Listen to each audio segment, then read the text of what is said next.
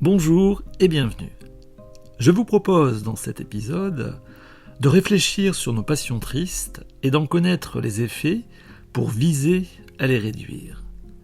Nous sommes tous des êtres passionnés, animés par des affects dont les impacts pour nous-mêmes et pour ceux qui nous entourent sont différents selon leur nature. Il existe des passions joyeuses, d'autres qui, elles, sont tristes. La bienveillance, la sympathie, la compassion, entre autres, appartiennent à la première catégorie. La colère, le ressentiment ou encore la peur relèvent, elles, des passions tristes. Personne ne peut dire qu'aucune de ces passions ne le concerne pas. Notre existence oscille entre joie et tristesse, et il est vain de penser vaincre définitivement toute passion triste. D'ailleurs, tout existe aussi par opposition à son contraire. Il en est ainsi de la joie par rapport à la tristesse, mais également de la tristesse vis-à-vis de la joie. C'est donc là une question d'équilibre entre joie et tristesse, quant à maîtriser ces émotions, non pas en accordant à chacune une part égale, mais que l'une de ces passions se distingue de l'autre pour la dominer, sans qu'il soit possible, certes, de l'annihiler. Ainsi, est-il préférable que la joie prime sur la tristesse et non l'inverse?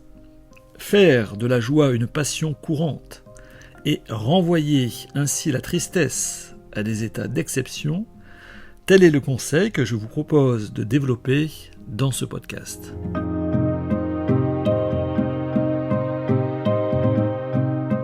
La tristesse est reconnue comme une émotion dite primaire, de celle que l'on observe chez tout être humain, tout comme la joie, la colère, le dégoût, la peur ou encore la surprise.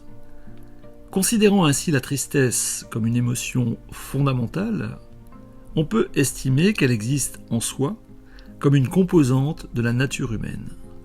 Ceci est certainement vrai. Rien n'empêche cependant de penser que même si nous sommes tristes par nature, nous le sommes plus ou moins selon les rapports que nous entretenons avec autrui, avec notre environnement, selon notre façon également de considérer le monde. Idem pour la joie. La tristesse, tout comme la joie, sont donc d'une intensité variable selon que nous sommes actifs ou réactifs sur un plan émotionnel.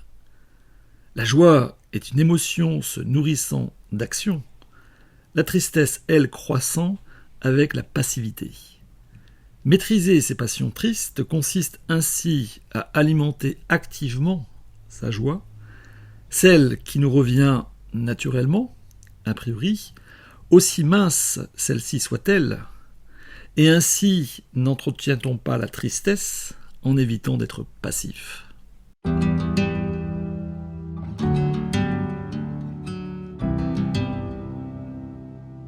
De quel type d'action s'agit-il à propos de la joie?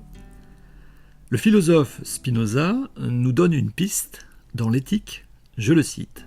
« Un affect qui est une passion cesse d'être une passion sitôt que nous en formons une idée claire et distincte. » Fin de citation.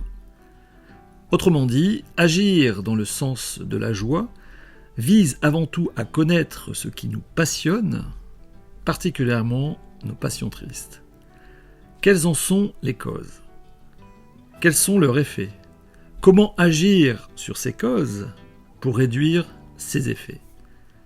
Connaître les causes et les effets, c'est savoir comment agir et non pas se borner à réagir. Ce n'est donc pas d'une connaissance abstraite dont il est question ici, mais d'une appropriation du réel avec le corps et de sa conceptualisation avec l'esprit.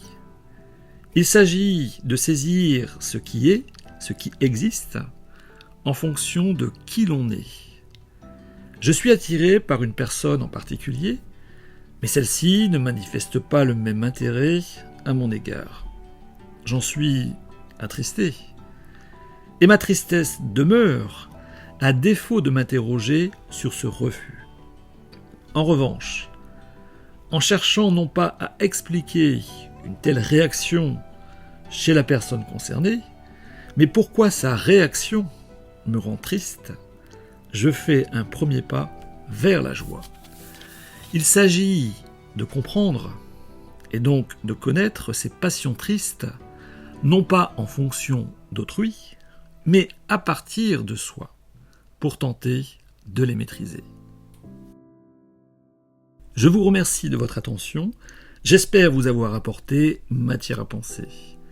N'hésitez pas à me laisser un commentaire à la suite de ce podcast, que vous trouverez également sur le site www.philoconseil.fr.